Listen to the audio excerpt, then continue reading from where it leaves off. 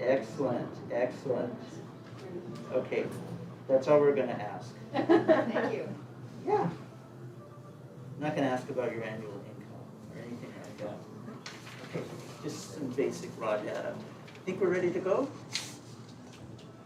Okay, now we'll have our official start.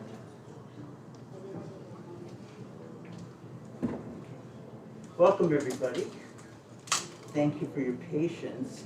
And, you know, this is our first event back in our space since March 12th, 2020. So a year and a half. At some point in that year and a half, a lot happened, you know. So we're all sort of tentatively here on our feet and with our masks and our vaccinations and you know, experimenting with being together with other people again outside of our homes.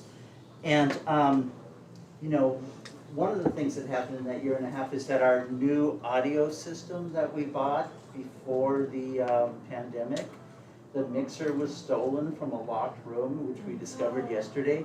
So we don't have amplification for you all to, you know, have an easier time hearing. So I apologize for that. We will get things set up by the time we do another event here. But we have a microphone that is for recording, and so that we're simultaneously sending this to YouTube, so that the video will be there. And thanks to Jesus, our new guy, and Brent is here with the Poetry Center, and our guests today are Keith Donnell Jr. and Antony Fangary, and we're really happy to have them back at State. They're both alums of the MFA program here in creative writing, and we're delighted to have this great audience here for them to hear. And each poet is going to read 20 minutes, maybe a little more, something like that. Then we'll take a break, so we won't. You can go out and get a drink or whatever you need to do out in the hall, outside, and then we'll come back and we'll have questions and answers, and you know, ask these writers what they're up to, you know, how they do what they do. And I want to let you know just about one thing coming up on September 30th is a really cool event with. And this will be only through remote access, so you go online to the Poetry Center website and you can register. And it will also be simulcast to YouTube, and so there are different ways to attend. But it's with a guy named Mark Nowak, who runs the Worker Writers School in New York. And Mark has been working with various people in different labor unions that are in generally low-paid jobs, but frontline workers that have been working throughout the pandemic. And these people have joined this Worker Writers School, and all of them are committed to creating written work. And so one of the things they did during the past year and a half was write coronavirus haiku. And so there's a new anthology that just came out. And they'll be presenting that and talking about their experience with the Worker Writers School, which is a fantastic organization in the New York area. But they're related to other worker writers organizations around the world, really. And so that'll be happening on September 30th, which is a Thursday, and it's going to be a 5 p.m. Pacific event, so that it's not too late on the New York end, okay? So I'm going to introduce, we didn't decide who's going to read first. Who would like to read first? I'd be happy. They'd both be.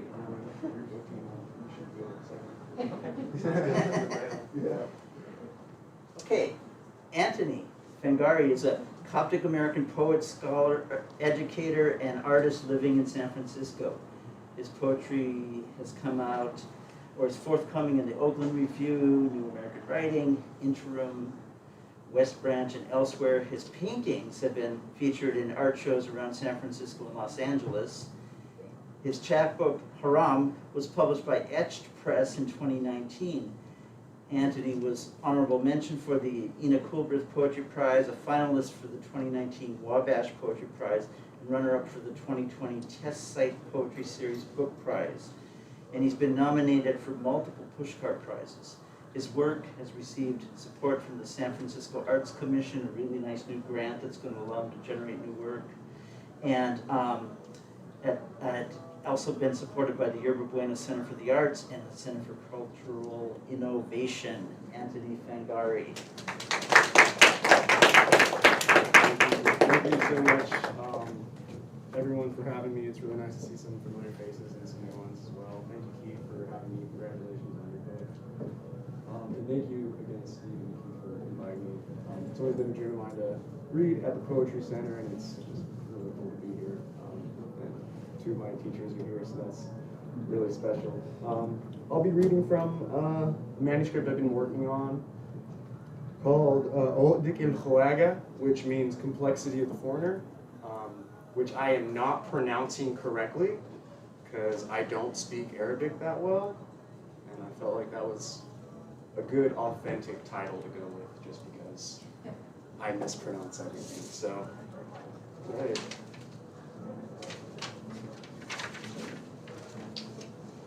Odik Khawaga.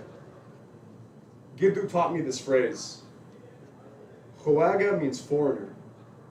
It means the Westerners that came to Egypt, tumbled into our capital like a ball of snakes mating. Odik, he said, is a knot, a tangling of string, this inferior feeling shedding skin from village to village. They saw our complexion flex against the riverbanks of the Nile and thinned us to a flattened python, a paved road. Salah. There is always an ostrich egg hanging before the main sanctuary door. The monks sift through the desert for them. The eggs must be rotten from within, and the only way to make sure of it is to drill a hole in the top and drain it like a vein. The eggs are polished before being placed in a leather net woven with Coptic crosses. Abuna said the egg is meant to symbolize the people that appear pure on the outside, but are rotten within. The people who sit in the front row, smiling at God, knowing they will sin once they go home. I remember staring at the hanging ostrich egg, rotting, wishing for God to hang me in the altar, drain me like a vein. You're a trigger that pulls sugar from strings. A residue on my mother's lips mouthing merci with a crowbar smile. A porcelain shell smoking my sister's tongue, covered in bile, cigarette slag, sopping dried skin from my father's scalp. Stacking dust like melted crayons in an ashtray.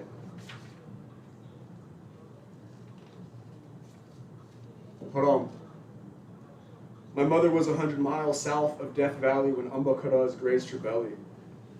The monastery was modest still, a couple Coptic churches peppered across a few dozen acres of the California desert. We ask you to grant us your peace, our Savior. Save us and spare our souls. My father was proud of my skin when I was born. My mother says he showed me to everyone in the hospital. A brown man with the sun white as an ostrich egg. Lord, look with merciful eyes at my weakness, at my disgrace. Karaz traced a cross with oil on our wrists and foreheads the last time my father visited the monastery. He tried to kiss Karaz's hand, but the bishop pulled away before his lips could warm meek flesh. We pushed home in hush. The sun sunk in my skin by the time I was 5. My father felt betrayed. He hated the tint of his own flesh, how it resurfaced in his kin like a bloated corpse. America. Your passport is a well. A skunk tucked under an axle waiting, an unpaid debt. Khanzir.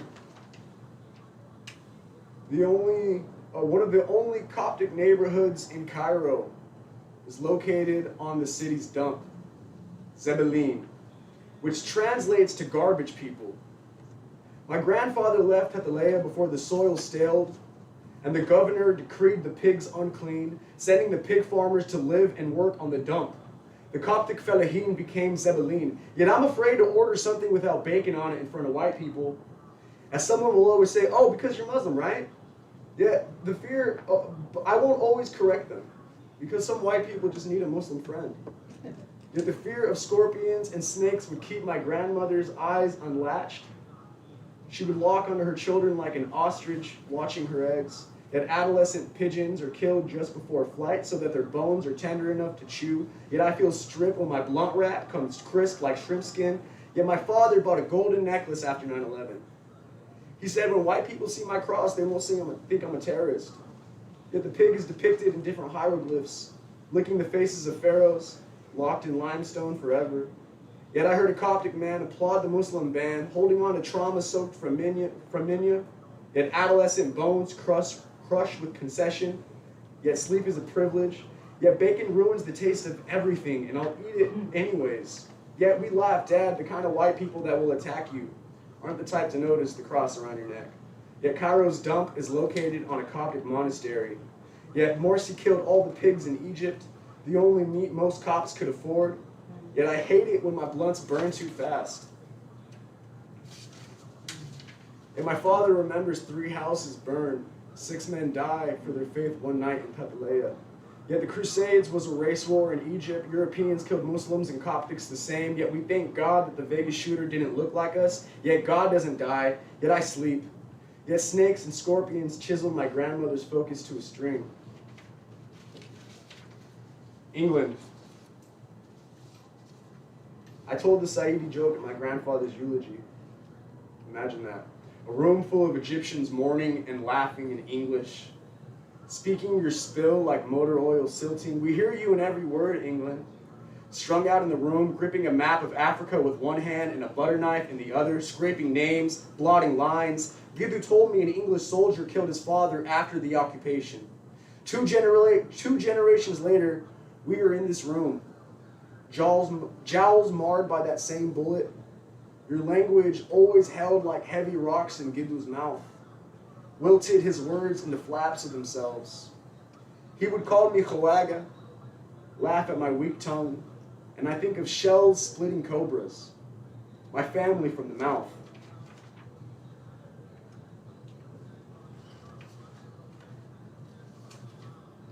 Confession. God is an edgeless circle, something like a dry eraser, cutting lines into ribbon, pulling smoke.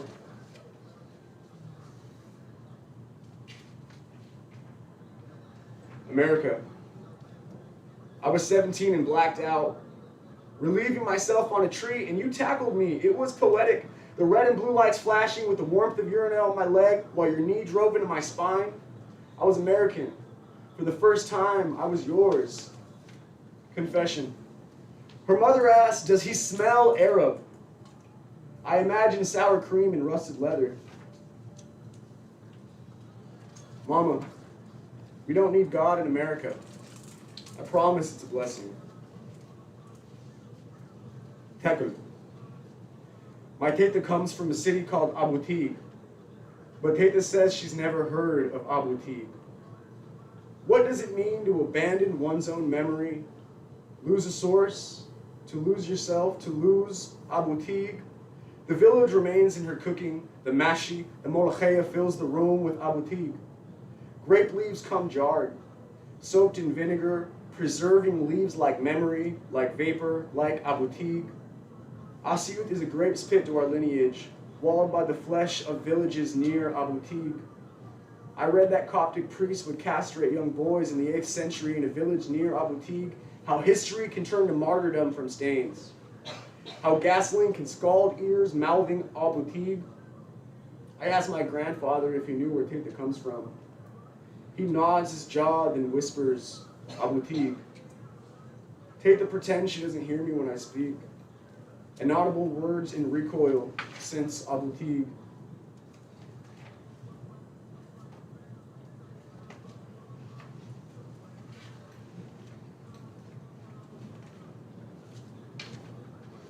This is Khara, translates to shit. Khara. I read about some of the museums in France.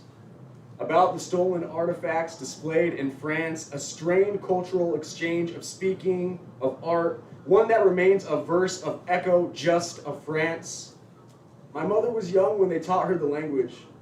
Like imprints filling in the creases, throating France, a shade of tongue marks becomes something of status. something of luck, drawing sludge for a trace of France. Nile bones and parts freckled across museums.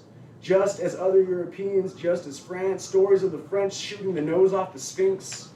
Erasure, if not a gesture, spelling France. I spent nights in liquor stores talking with Arabs, trying to tighten my tongue between blunts, between France. I learned how to love myself in these liquor stores.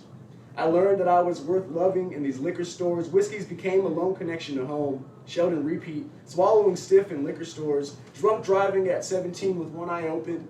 The dry bleat passing, hey mister, at liquor stores. I tried to tighten my tongue between blunts and swigs. Palate pricking balm, communion like liquor stores. Entry layered like lacquer on plastic pigments. Plastic bottles, plastic blunt wraps like liquor stores. Sometimes I'm sober. Devoid of identity, a tendency to pull, to clog, to liquor stores. I've learned to love our letters here. The turns of sound. The closest I came to Egypt was liquor stores. Broken cot twigs cleaved between cheeks in liquor stores. Temptations held St. Antony like liquor stores. And this is Khof.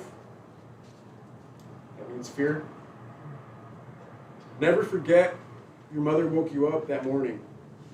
You ran to the TV, she said explosions, a tower collapsing into itself, a structure of sand, aware where you stood, how flags can flash like hammers, fabric and color can beg. Never forget learning you were Arab.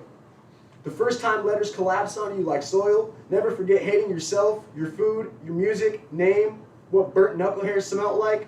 When your mother dyed her hair blonde, plucked your eyebrows into slivers. Never forget the wet wrinkle of her scream when the second tower fell. That it meant something was to come.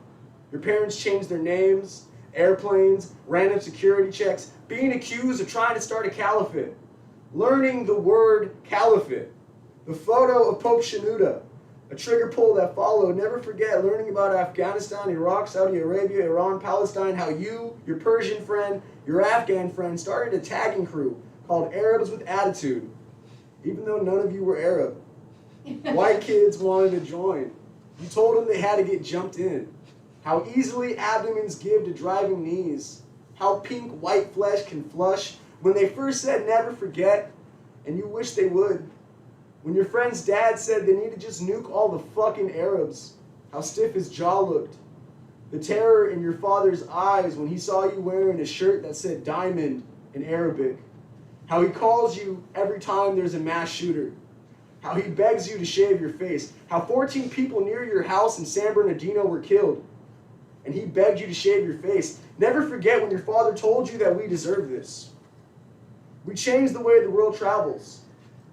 And no other people have done this before. We have nothing to be proud of.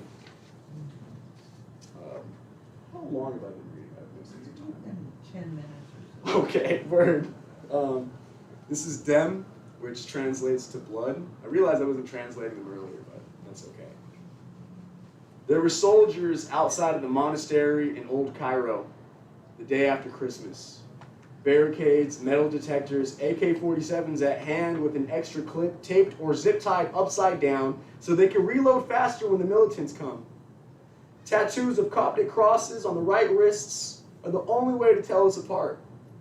My bare wrists made them weary as martyrdom stains faith blotched in blood, ink, names, altars. The red represents the bloodshed wool. We wrap ourselves in the fabric of our dead sheep. Militants stop buses full of cops, unload in the middle of the Sahara, buses full of brown eyes, curly hair, just like theirs, melon-balled raw. Militants drive off, empty shells, empty eyes peppered across strands of sand. We wear martyrdom like perfume. Children carry the names like petrol to skin, like extra clips taped or zip-tied upside down. And I should say, I'm saying cops as in C-O-P-T-S, not cops, C-O-P-S. I wouldn't write a poem about cops getting killed. Morsi, you died in prison. I imagine you swimming. A fish in gasoline, gills dripping, shaking through streams of ink. This is Bechor, which means incense. Buying backwoods at bread and butter, I say Azaic when I see the man has the same eyebrows as me. He replies, Kif halak. I don't know how to respond, so the conversation stales until he asks me where I'm from. And a Masri, my family is from Asyut and Tatalaya. Ha! You're Saidi, he laughed. Do you need help finding your way back home, Saidi? I didn't. I peeled the skin off the backwood, rewrapped it, rubbed the tip with a flame, and then I called my father to ask what the man meant. Saidi means you're ignorant. A peasant from Upper Egypt. The smoke curled from the cherry and seams like snakeskin staling. Then he told me a joke. On a dirt road leading to a Saidi village, there was a hole. Now everyone in the village was falling in the hole and breaking their legs, so 3 of the village elders got together in an attempt to fix the problem. The first elder said, what we do is we ask the nearby city for an ambulance. They're going to put the ambulance next to the hole, so anytime somebody falls in the hole, they can be driven to the hospital. The second elder said, no, that's a stupid idea. What we're going to do is we're going to burn down the hospital we already have. And then we're going to ask the nearby city to build a hospital so when people fall in the hole, they'll already be by the hospital. And the third elder said, no, those are both dumb ideas. This is what we're going to do. We're going to get some dirt. We're going to fill up the hole. We're going to flatten it out. And then we're going to dig a new hole next to the hospital we already have so people could fall next to that hospital. We laugh. And I asked my dad if we were really that dumb, that dependent. We are a strong people. Be proud.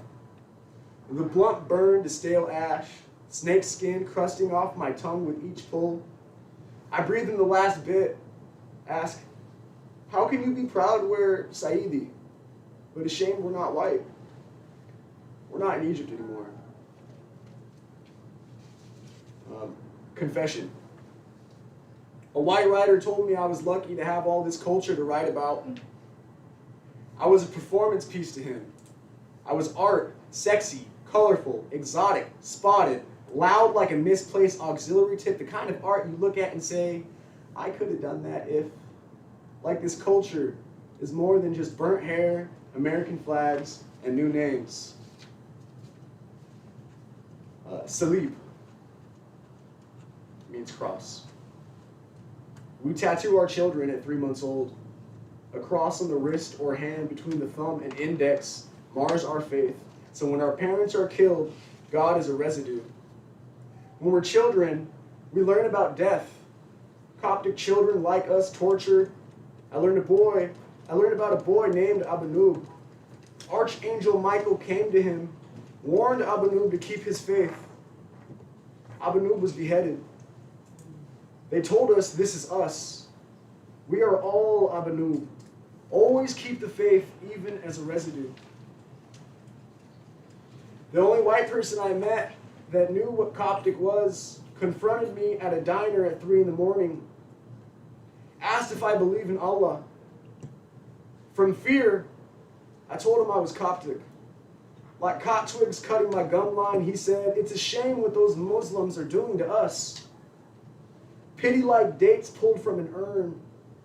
A rag for his dribble, tagged and ground. He wanted to bleed through me. He wanted to hate me through myself while accepting me. I tattooed my wrists and hand when I was 28, but the ink wouldn't hold. The tattoos burned my skin, and the crosses bubbled into a parable. A weeping sore, seeping ink, faith, and infected flesh. The tattoos fading like they had been there since birth. My uncle won't talk about Minya. How language seeds memory. How ISIS split from idol to acronym, executing 21 cops on Libyan shores. And American news stations only referring to cops as Christians. As us. A montage of blonde children, mass martyrs, and orange jumpsuits on every channel. Are passing, propagated into gunpowder. She pressed the martyrs into my thigh with a 3-needle gun. Different shades of black, showing Abanub praying before a tree stump, near an ostrich and a river of blood, with 2 heads of martyrs floating away. The ostrich is turned away from her eggs, watching the severed heads move downstream. On the other side of my thigh is a breaking wheel, with another martyr breaking, and 22 more martyrs standing behind me. She let me hold the gun to tattoo the eggs myself, but in my hand the vibrations trailed the ink off stencil. She rounded the edges, wiped the blood with a paper towel, and applied forgiveness with soap and water. I showed Giddu the tattoo near my thumb before he died. The scab was almost crusted over, with a hole dug into a deeper layer of flesh. He grabbed my hand, thanked God, and pressed his lips against the weeping sore. Thank you.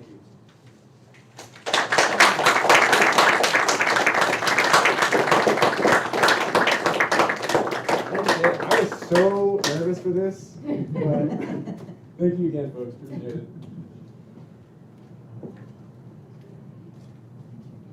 Thank you, Antony. That was great.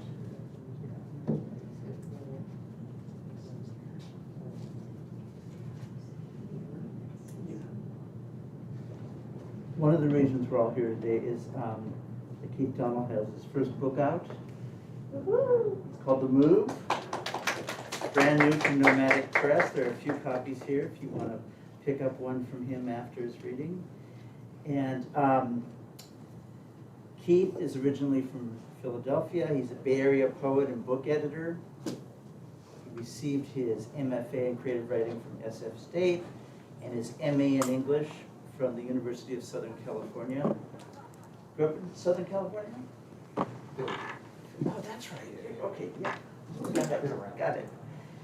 He was the 2017-2018 editor of 14 Hills, which is the literary magazine here from SFSU's Creative Writing Department. And Keith's work has appeared in numerous journals, including Puerto del Sol's Black Voices series and the 2019 edition of Best American Non-Required Reading. He lives in Hayward with his wife, Olivia, and two cats, Ember and Mika. His first poetry collection, The Move, is brand new from Nomadic Press. Keith Donnell Jr.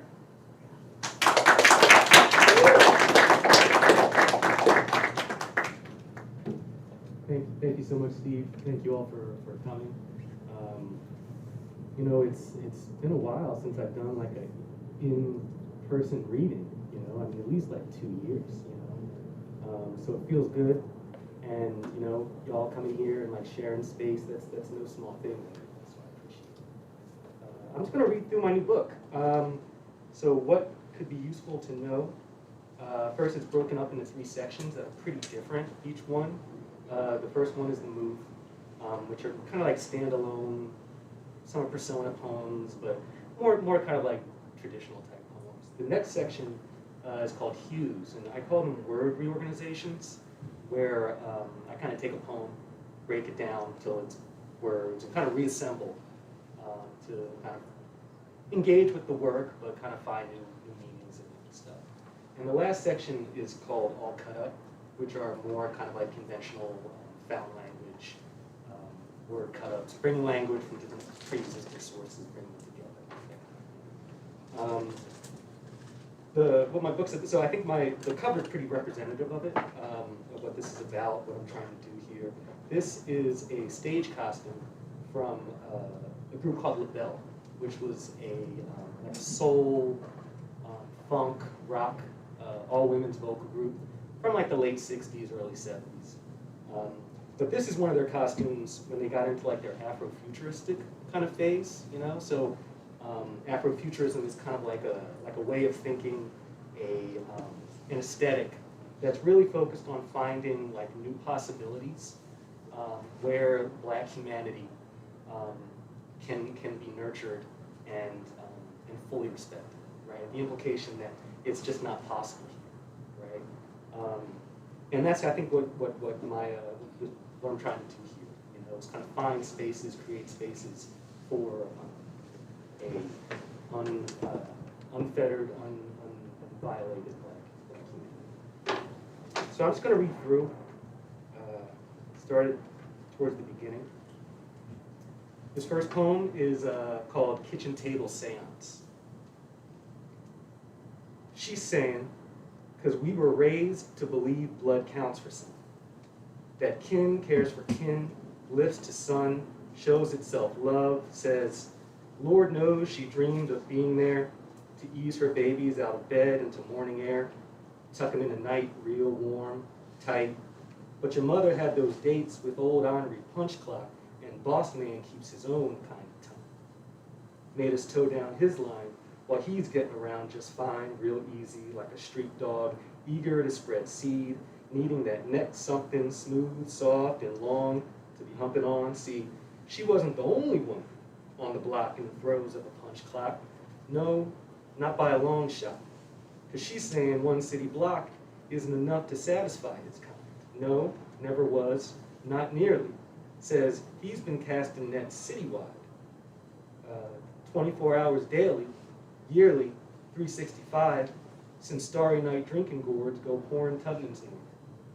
She's saying chronic obsession. She's saying American delicacy.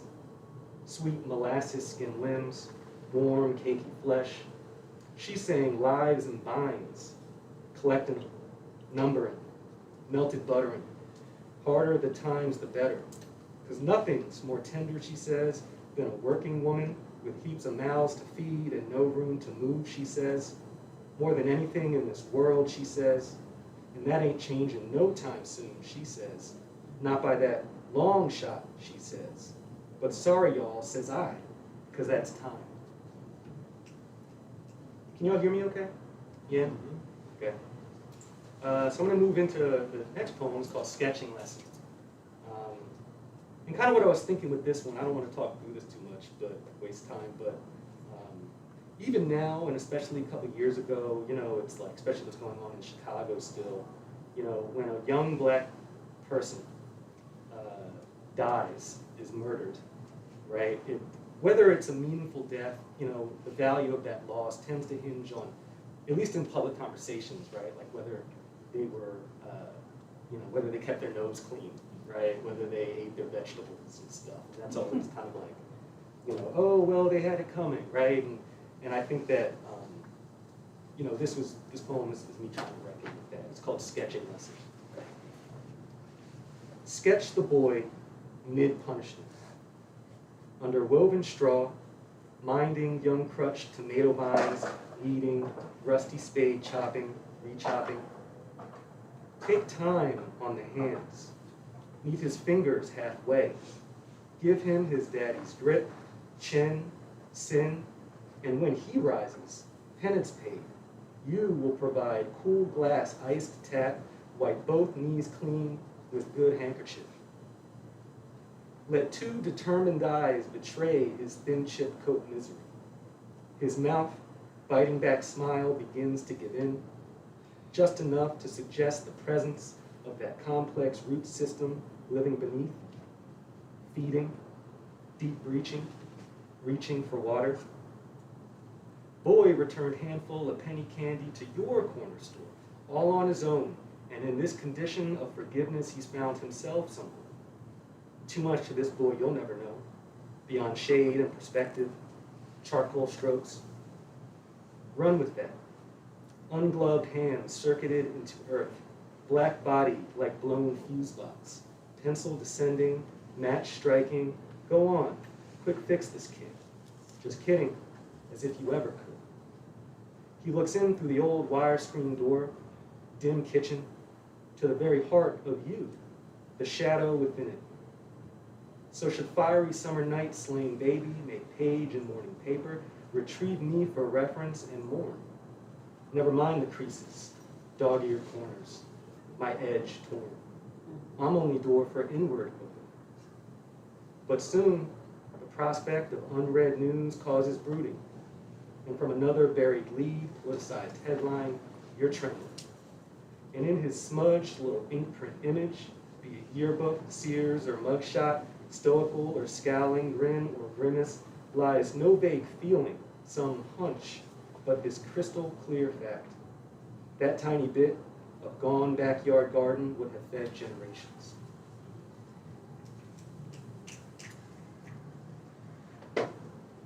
This one's called Sit With Me, and it's basically about writing too much. Sit in this dim little kitchen with me, and we'll teary-eye old photos at my royal table, or what could soon be, in a payment, or 2 or 3. Top it with flowery cloth prints, beef broth, hot lemon teas, couple supermarket circulars, blunt knife for warm butter for sliced rye, by God, I do remember. So very few brains knew their way around a gumbo roux, like my cooling board beloved new coupons. We'd clip ourselves from the Sunday funnies, play fought, pigtail, with knotted palm fronds. Or just listen to that low electric hum of chilling buttermilk, peas and okra keeping real good and frozen. Please do sit in this kitchen with me, bright tonight if you like, and I'll unhook the phone. Just spare me the slow living. Back down Baptist Tabernacle, they're selling chicken, catfish, chitlin dinners, foiled plates by the nickel, bacon hams, cakes, casseroles, and pies, sending young Christianized minds running with quarters, dimes, relayed prayers to my front porch screen door. Loving balm for and from we grieving poor. Sit down right beside me, but not for me, for you. Delay your precious verse lines for after hearse drives. Fill my old and empty turquoise copper penny time. Hold me if I moan. Help me spare you that slow down.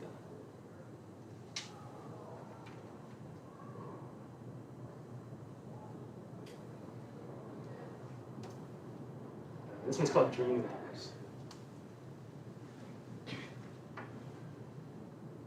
This is no time to worry about nothing. Now's the dreaming hour. And sure, they say we poor, but I keep that lamp on in the hall, crack your door. So go on, let big bad light bill soar high as it wants to fly. If we can always go shoot old crow down from open window with this here bow, because neighbor lady with ornery dog still owes me that spare arrow she borrowed for something she won't tell, so I don't know. So leave that sorrow for sunny morrow, because though this is no time to worry about nothing.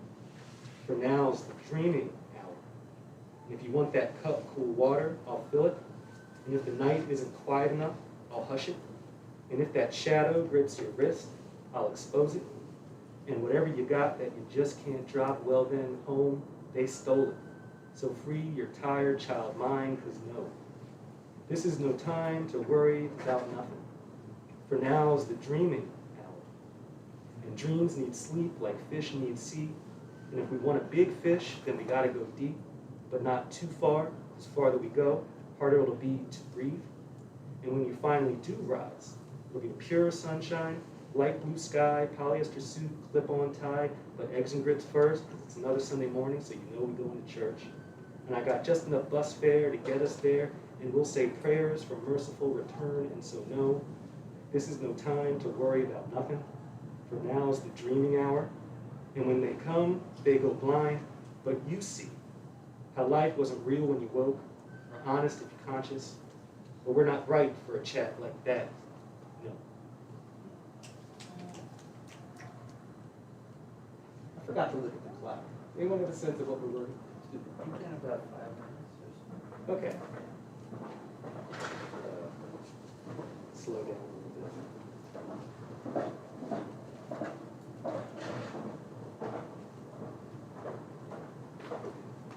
bit. This is called Slow Drag in Beat Misdemeanor. When we get our shit together, we'll dance in a blue note beneath the perfect crystal chandelier in the perfect home, our very own blue note. You think I'm joking, but it's already in foreclosure. They all are. This whole world between first and final notice, just about out on old broke ass. So we circle the block a few times, then enter through the cellar. 4 walls in the dark, sheeted furniture, vaulted ceilings, police scanner on low prune, and a clear view of the street. before they go bury it in tote portfolio, plastic bubble wrap, shoot it down vacuum tubing, bundled in another financial fever dream, will sleep in their pearls, between faux satin sheets and never-read gems, bed of masterpieces, modern American classics, obtained altogether by catalog. Legendary Saturday nights, mythic strolls, alphas and omegas of every bedside lie every scotch-soaked grandpa ever pretended to remember.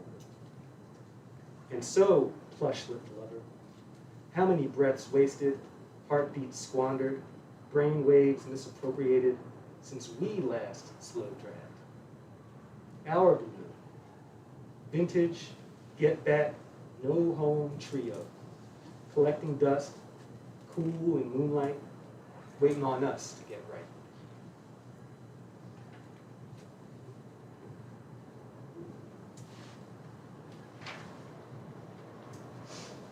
This one is called Lamotte Community Garden at Midnight. I grew up just outside Philly, this place called Lamotte. And it's called Lamotte because the land used to be owned by a person named Lucretia Mott, who was like an abolitionist back in the day.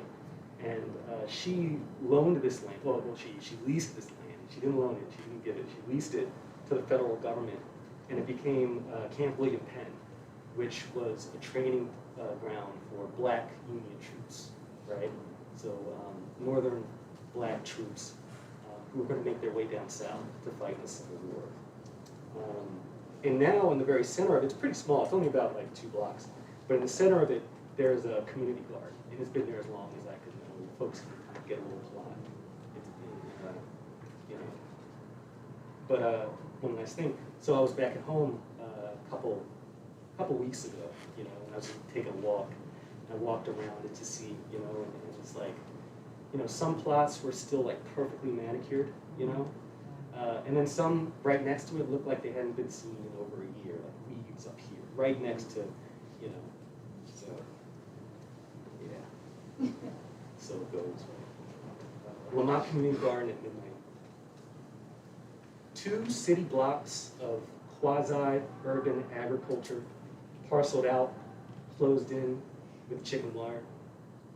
Plowed and planted, land once leased from abolitionists to the federal government, designated for training of black Union troops, some escaped slaves, all green as grass.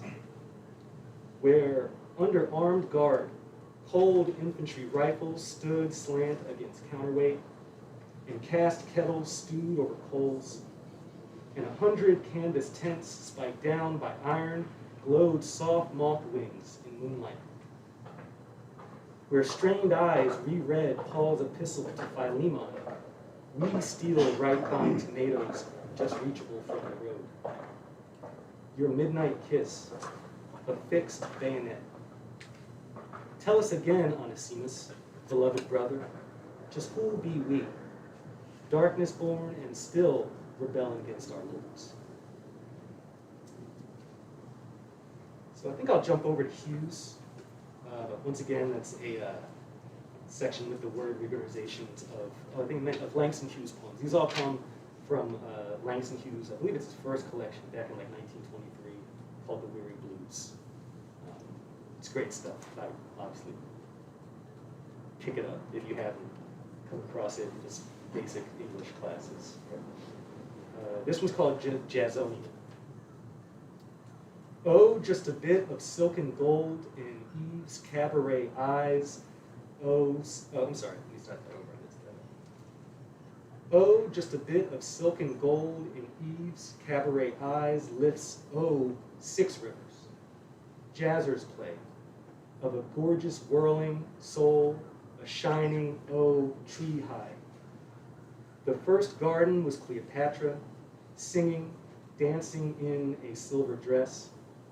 The shining cabaret soul of Harlem jazzers, of the long-headed tree, of the long-headed rivers, shining silver play. Oh, a bold tree soul in bold gown, 6 rivers were in a girl whose eyes are, oh, too gold.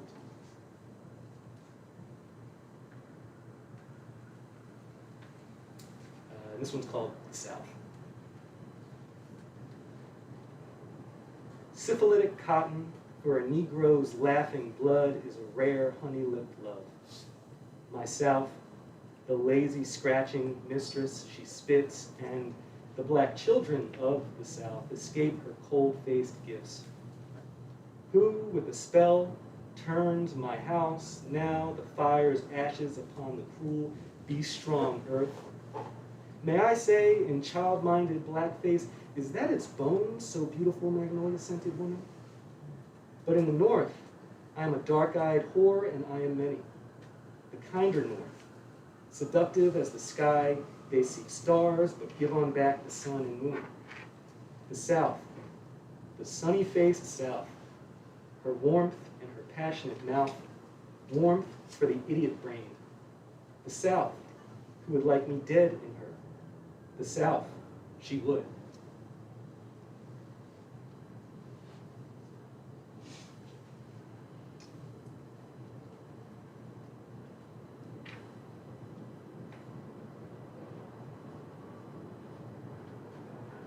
This one's called To a Little Lover Last Dead. And once again, these are named after the Langston poems of the same name. She searched for the rim of her waif lips in the kiss, and now his of an endless night, nothingless has gone into lonely day. Sweet death walks the quiet way, the street to God. Still lovers were like a dark land beyond. She gives little, who would?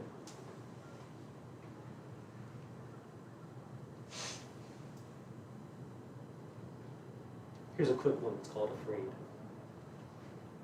We are the skyscrapers we cry among. Africa in our palms, ancestors, night. Cried among and afraid because, as it is, we're alone. So now I'm going to jump to a more extended poem. It's called Electric Sliding for a New World. And it's in the last section. It's called with it's called All Cut Up section. And so basically, this is found language of two works. The first one is Lift Every Voice and Sing, which some have called like the Black National Anthem, right? It's kind of like that. And the other one is Electric Boogie. So it's like the electric slide song. You know, when I was making this, like I didn't even know the name of it. I thought it was the electric slide song. But no, it's actually a different name too. But what I was going for, well, I'd say that both those songs, I was trying to mash them together, to collide them two together and see what happens.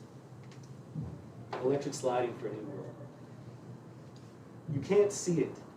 Stony the road we trod. You gotta feel it. Bitter the chastening rod. You gotta know it. God of our weary years. Now you can't hold it. God of our silent tears. But you know it's there. Here, there, and everywhere. Some say it's mystic. Have not our weary feet. But you can't resist it, yet with a steady beat. You can't do without it, facing the rising sun. Don't want to lose it, of our new day begun. But you can't choose it, true to our native land, but you know it's there, here, there, and everywhere. I've got to move, full of the faith that the dark past has taught us. I've got to groove, full of the hope that the present has brought us. Are you coming with me? Over a way with tears have been watered, and I'll teach you, treading the path through the blood of slaughtered. But you know it's there, here, there, and everywhere. You can't see it, stony road trod. You gotta feel it, chastening rod. You gotta know it, weary years. Can't hold it, silent tears. But you know it's there, here, there, and everywhere. Some say it's mystic, weary feet, can't resist it, steady beat, can't do without it, rising sun. Don't lose it, day begun. Can't choose it, native land. You know it's there, here, there, and everywhere. Gotta move. Dark past taught us. Gotta groove, groove, groove. Present brought us. Coming with me? Tears been watered? I'll teach you, teach you, teach you. Blood of slaughtered. Know it's there, here, there, everywhere. No, you can't see it. That stony road trod. So you gotta feel it. That chastening rod. So you gotta know it. Those weary years. No, can't hold it. Them silent tears. Yet you know it's there, here, there, and everywhere. And some say mystic, our weary feet. But y'all can't resist it, that steady beat. Can't do without it, that rising sun. Can't lose it, our day begun. And no, couldn't choose it, our native land. Still it's there, here, there, and everywhere. And still we move, full of the faith that dark past taught us. And still we grooving, grooving, grooving, full of that hope the present brought us. And still you coming with that wave of tears been watered. Well then I'll teach you, teach, teach, teach you, treading path through the blood of slaughtered. Because you know it's there, here, there, and everywhere. Thanks.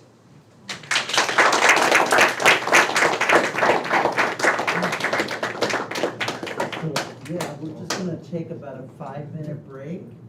And so get a drink of water or whatever you like to do. And we'll come back and we'll ask the writers of the post some questions. Thank you.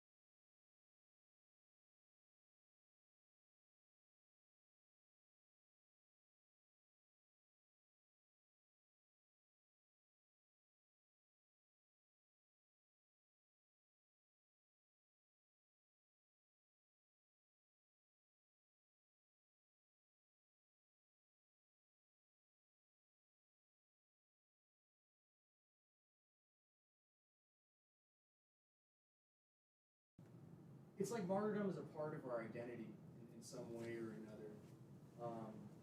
So I kind of try to write about that. And also Coptic literally means Egyptian. It's the Greek word for Egyptian, coming from the Demotic word kemet for the land, meaning black soil, fertile soil. So it just literally means Egyptian. And it's also a language, the language is dead. It's only used for liturgical purposes right now. And it is the last rendition of the ancient Egyptian language.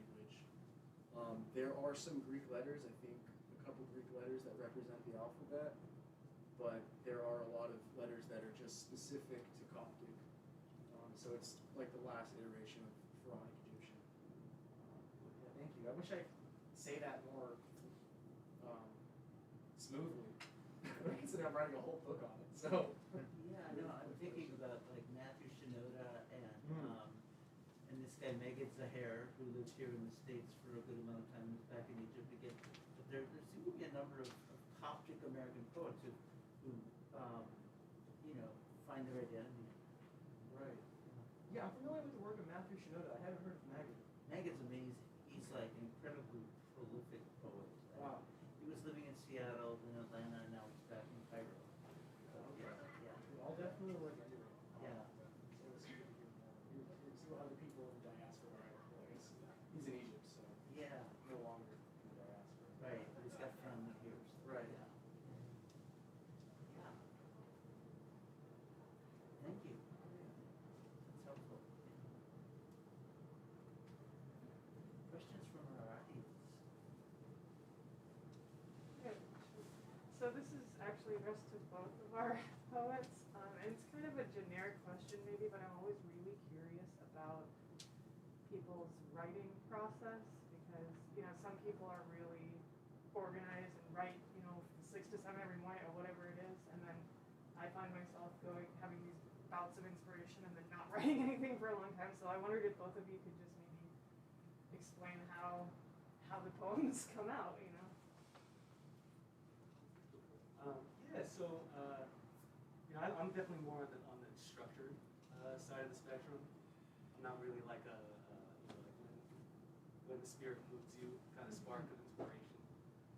Right now, so I you know, I work 9 to 5 and stuff like that, so the weekdays are pretty full, you know. But yeah, every Saturday, Sunday morning, for a couple hours, that's when I can like find my time.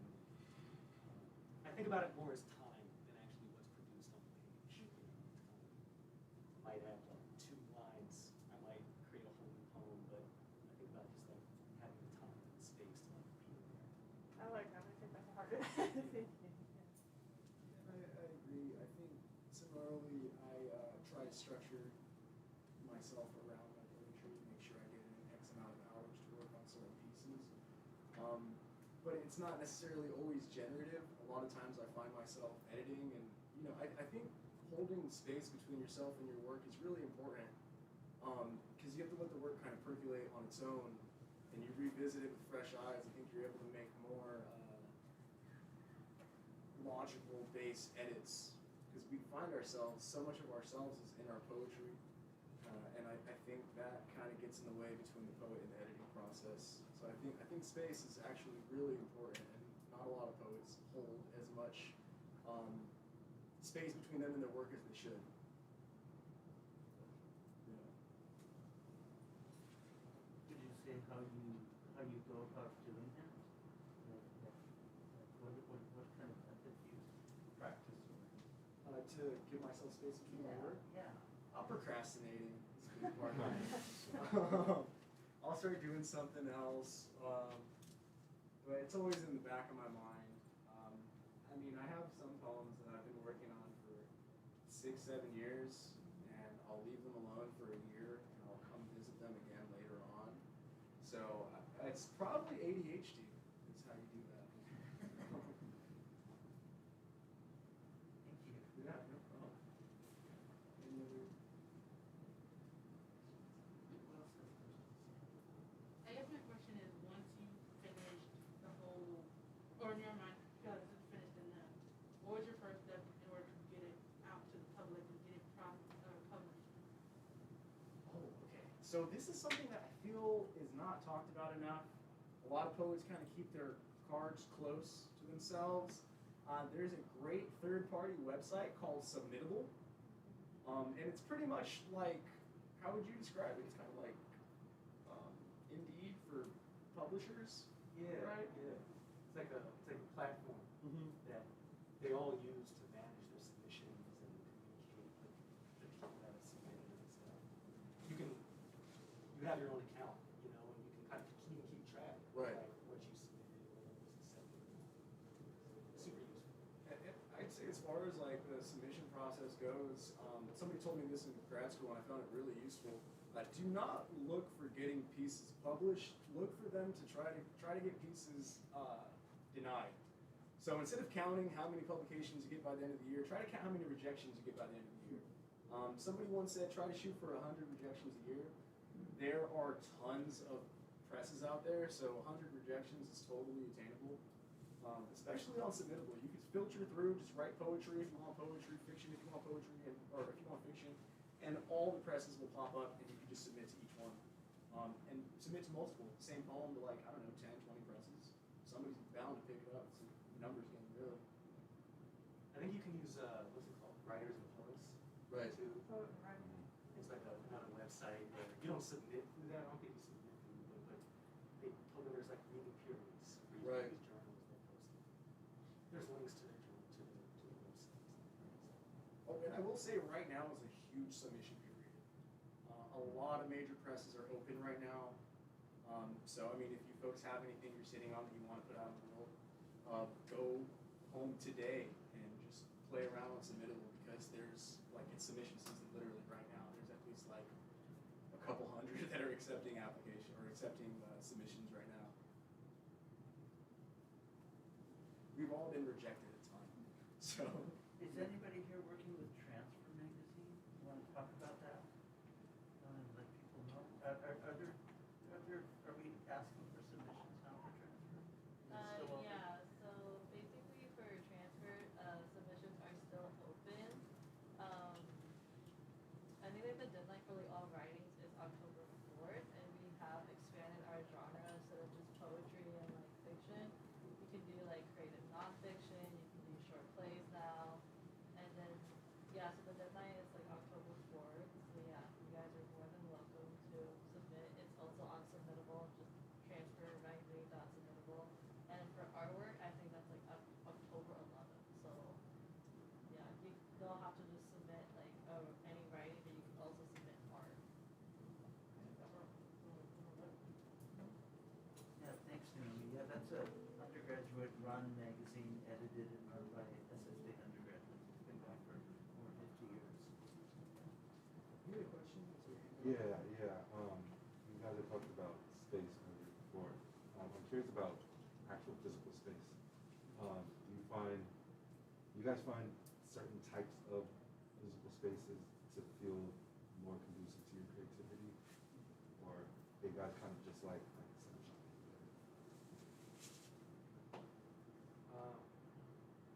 So ideally, I'm like in a room with the door shut, like as little sound as possible. I know some folks could write and work with like like music and stuff like that. To me, it's just like it just overloads, and since COVID and stuff, now I work 100%. So really like the area that I work in has become the area that I write in, write my poetry, which I hate. I don't like that. Yeah, does that seem weird? Like, yeah, I like certain like space designated for that. And that's what it is. If I ain't doing that, I'm not there. It's kind of weird, but yeah, that's the idea. Although I have written on like the train, on BART and stuff. Once you when you're working like a 9 to 5, we're just working. It takes up a lot of bandwidth. So sometimes you have to kind of find moments where you can. So for me, I was like before COVID, my commute was like an hour each way on BART. So I had all that time, and people are pretty quiet on BART. Everybody's like basically.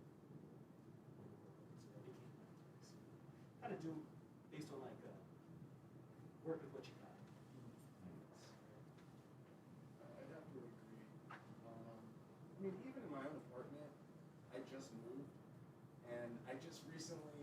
my desk to a new literal like physical space than it was. When it was in the other space, even though it was 3 feet away, I couldn't write for some reason. I would sit in front of that desk and I'm like, God, this just doesn't feel right. So like it's really particular, I think, with some people. For me especially, there's like certain positions I have to face to be able to write. And I think the same, depending on where I'm at, sometimes I'll get that like random bolt of some sort of inspiration, and I'll have to like just write it down on my phone wherever I am.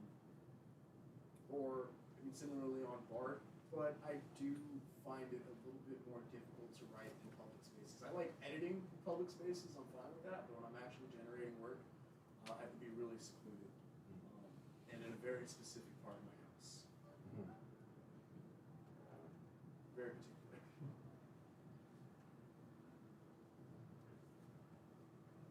So something that kind of brought you guys both into writing?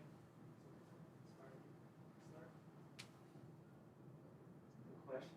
I mean, I always loved poetry, you know, like growing up, you know, elementary school. Whenever, you know, you have like a poem assignment here and stuff. I always kind of perked up with that. When I was in high school, Def Jam Poetry came. Remember Def Jam Poetry? Yeah. Y'all remember that? On I think it was on HBO, but it's based that's spoken word.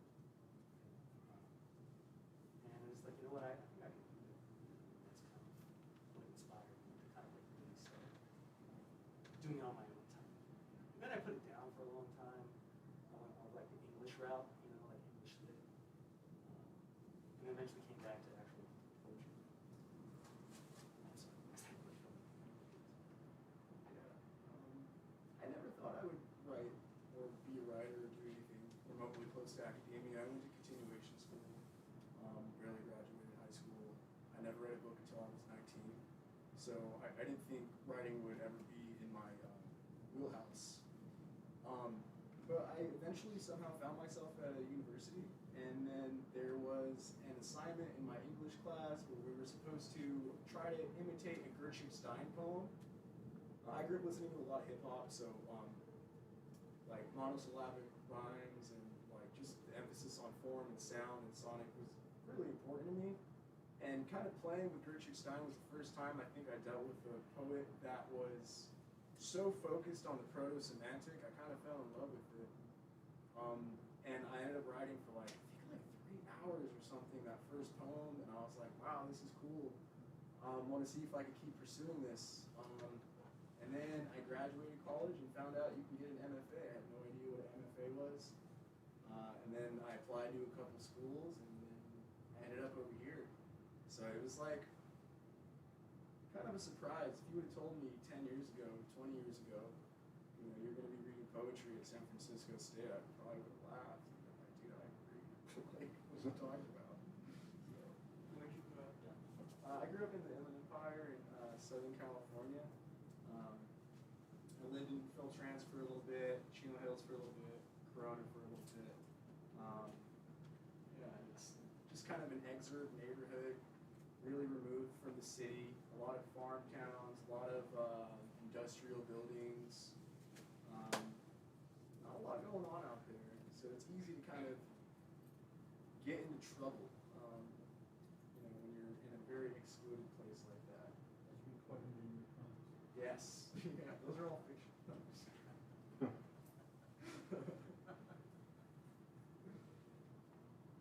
This is also for both of you guys.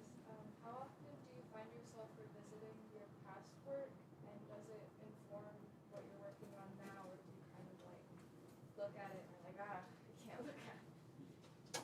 Or both? So just a good question. No, really the stuff that I'm working on right now is just editing. The first section of the book, Move. I mean, that was actually stuff I started before I even came into this program, into the MFA. And I really didn't even workshop it or bring it into classes at all.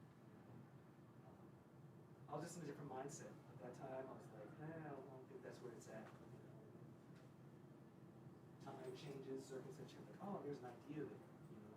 So I went back and kind of built on the ideas. And I'm kind of doing the same thing, just kind of like going back through kind of the old snippets and stuff that I've written in the past.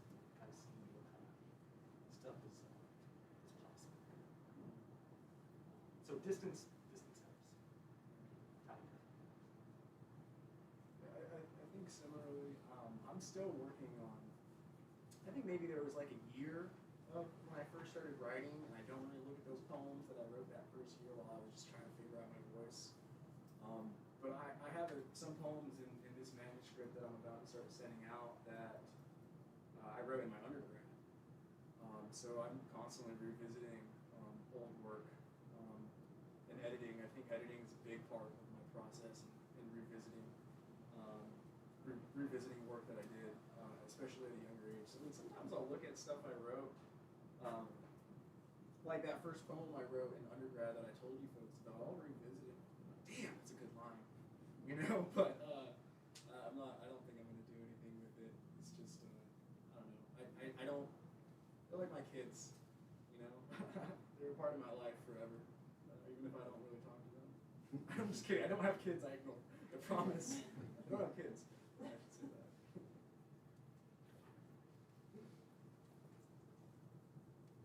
How often do you read your poetry out loud, and how does it help you generate content?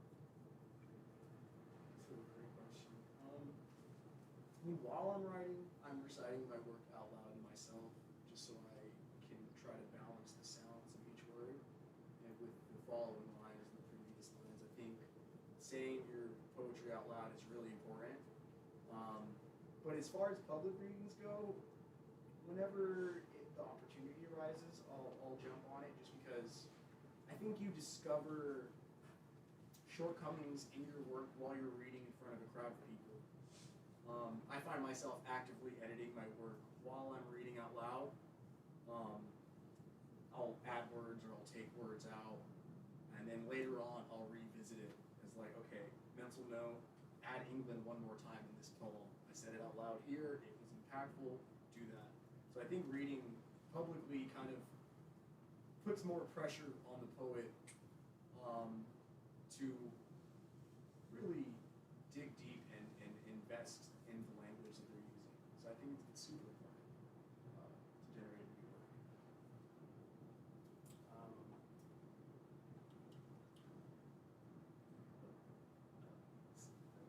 Speaking, reading yourself, sorry, I had like a mind. In terms of like actual like public readings, yeah, I just, whenever I get an opportunity, I try to do it. With like COVID and stuff, and now a lot of them have been online. Most of them have been online for me for like 2 years. So it's a lot easier in certain ways, you know, although it is kind of like Zoom and stuff. With my poetry, sound means a lot, you know. So I mean, now these days I don't really read it out loud, but when I'm working in it, I think about how it's going to sound, you know. I don't like literally kind of like speak it, you know. But I think it's important to do, whether it's still in your head or it's outside or it's out or it's vocally. It's important, you know, because you know it can like inform the words you choose, and the way the way you read it is like kind of like, in my mind, the relationship between how you read it, what's on the page, and the words you choose. It's kind of like a dialectic, you know what I mean? It's very important. So it's speaking it and listening and thinking about how it's going to be heard. It can inform your work and like vice versa. I think it's important.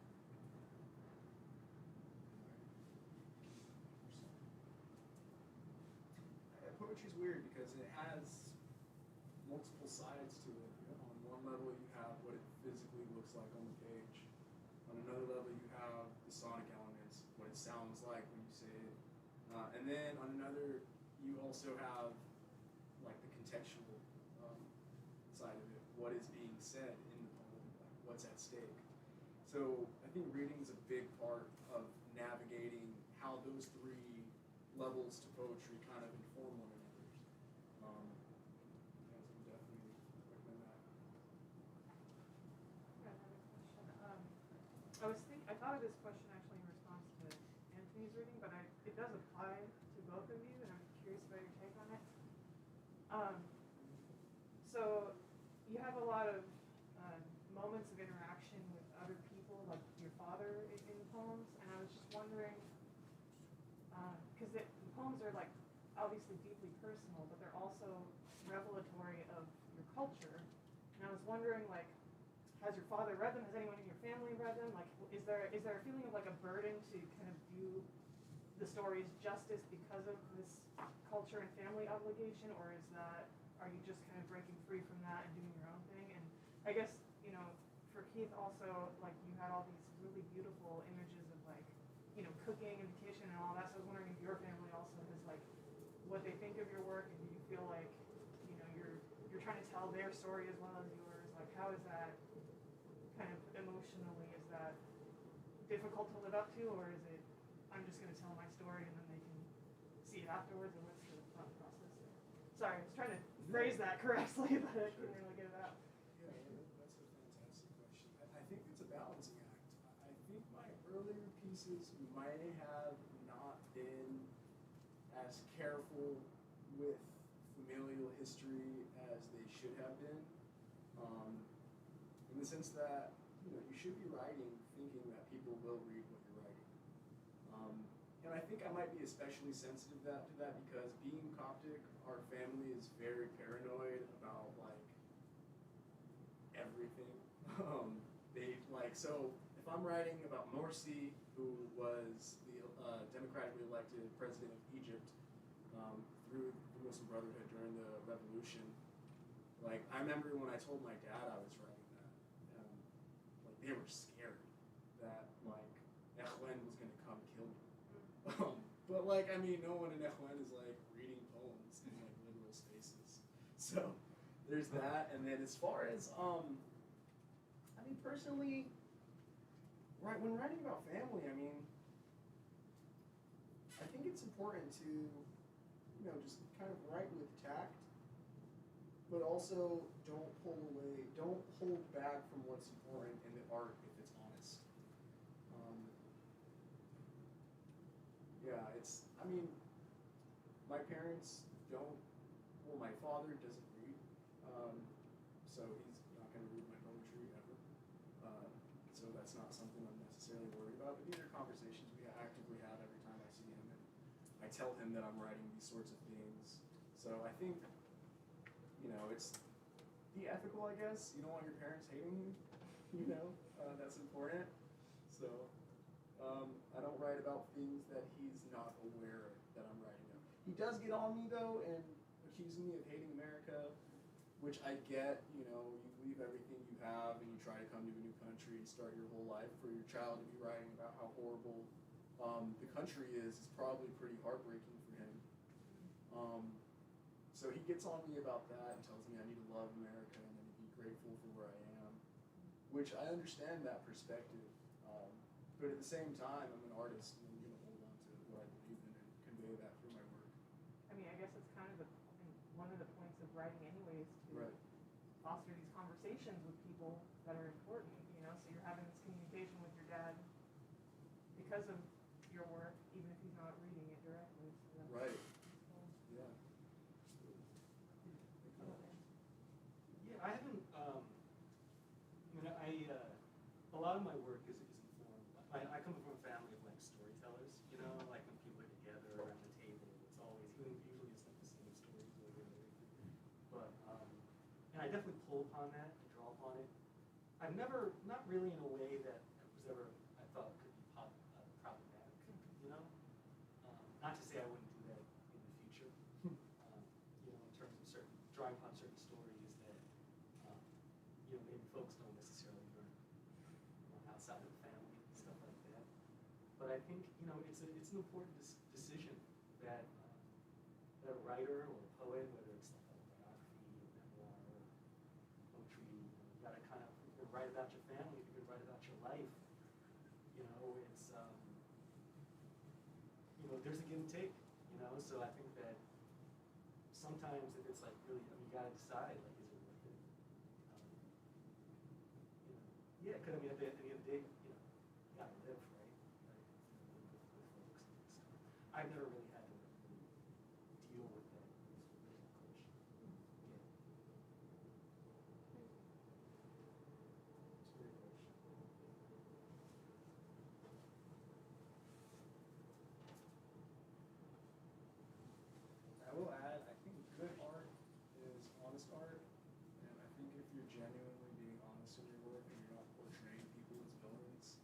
there's no reason they should be upset.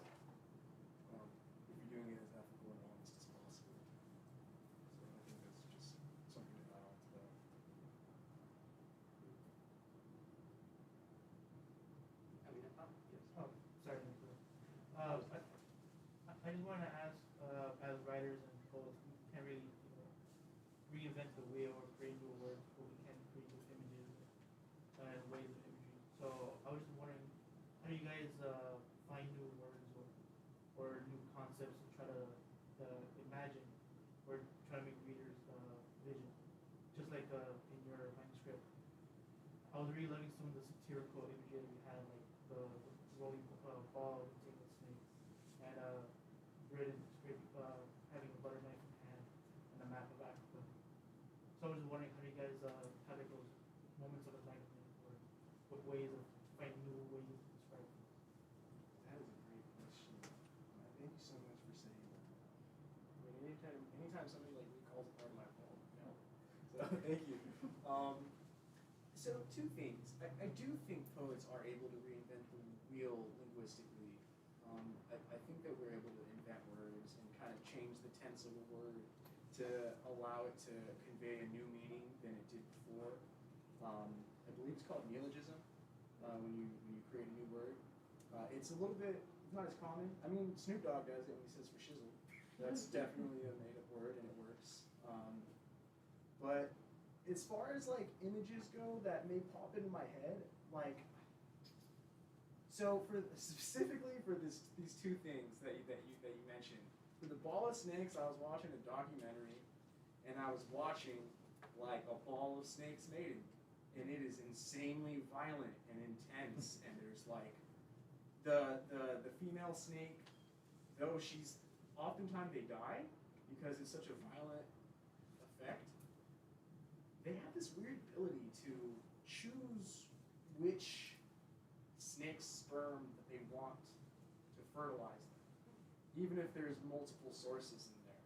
So that was just such a shocking video that I learned so much from, and I was just trying to figure out for probably like 2 years how to weave it into a poem.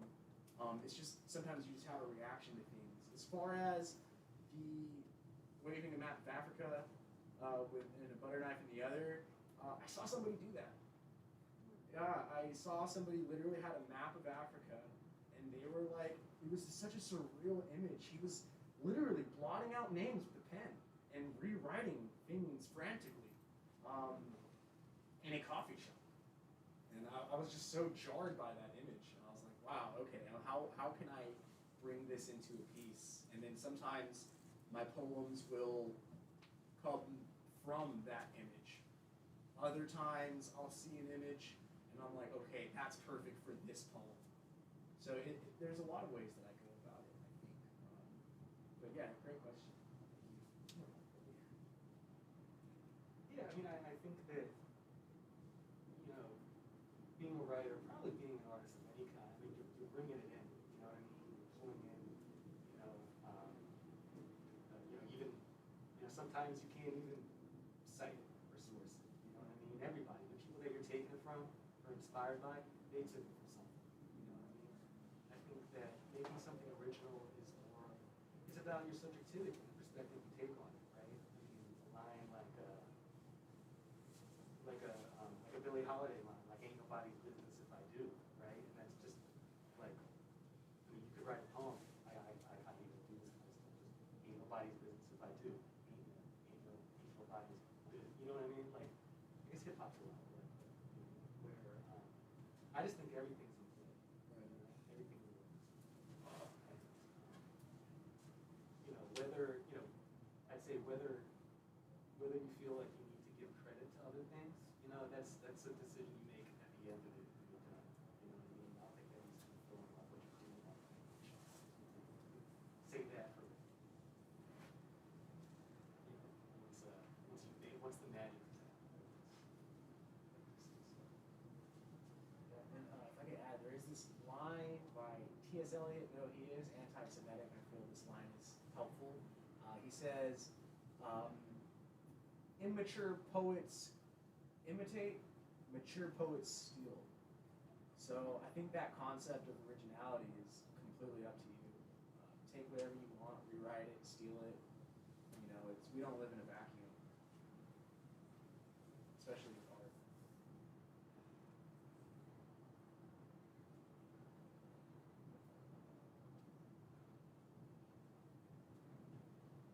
Hey, what's your painting like, and how does that interact with your writing, or does it, or is it something separate? Yeah, my painting is, I think, very different from my writing. I paint like almost arbitrary lines that turn into abstract faces that are all interconnected. It's kind of hard to explain, but my thing when painting is all about perspective, and one of the things I obsess about is I want most of the faces that I'm writing to, or that I'm painting, to change as you shift the piece.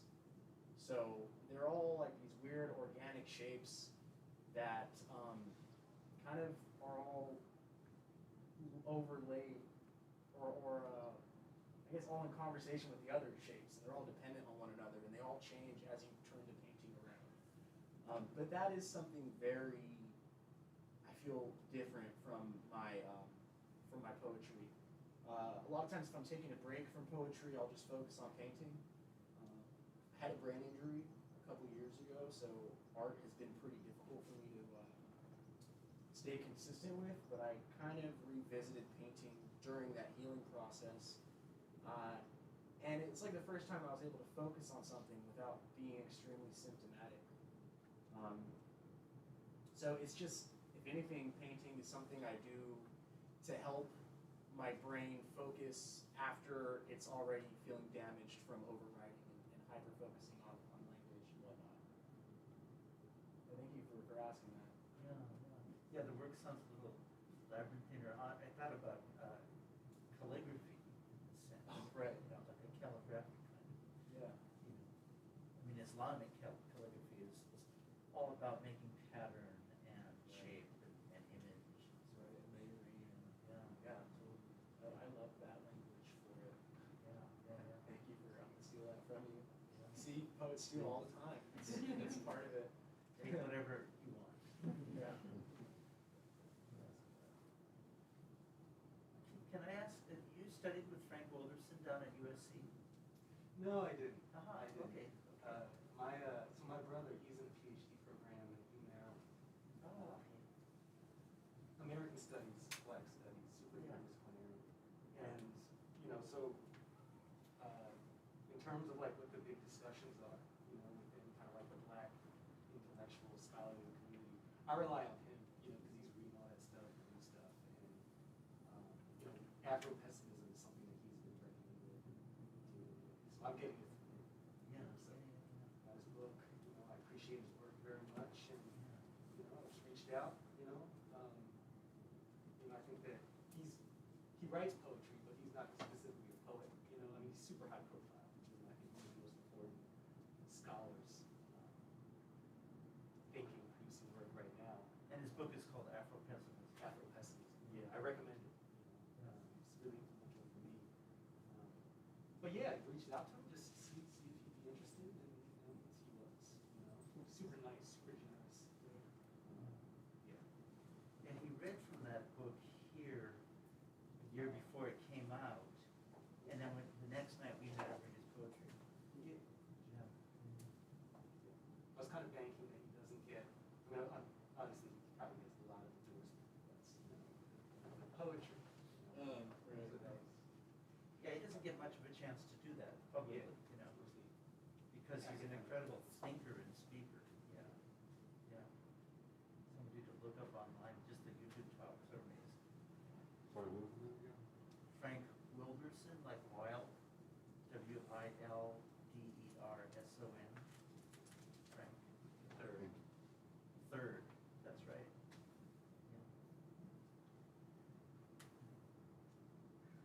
Any other questions for these guys?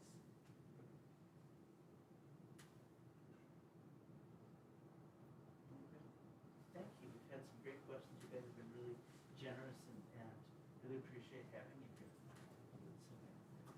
it was an honor. Thank you for inviting us.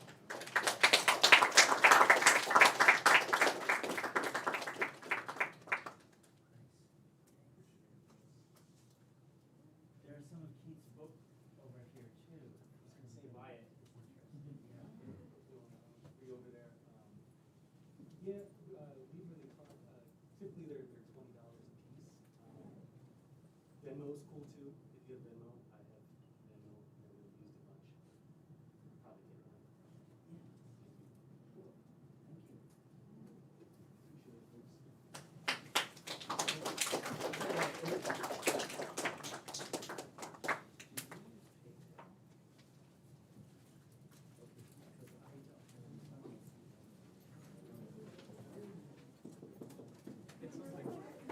In my class due next week. I'm really banking on that knowledge will just come from basically but probably not.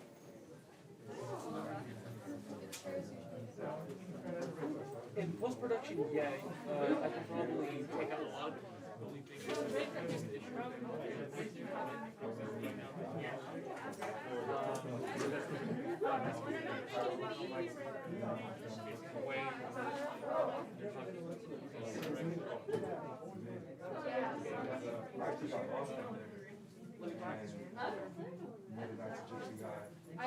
Barely spoke English, but he was like, he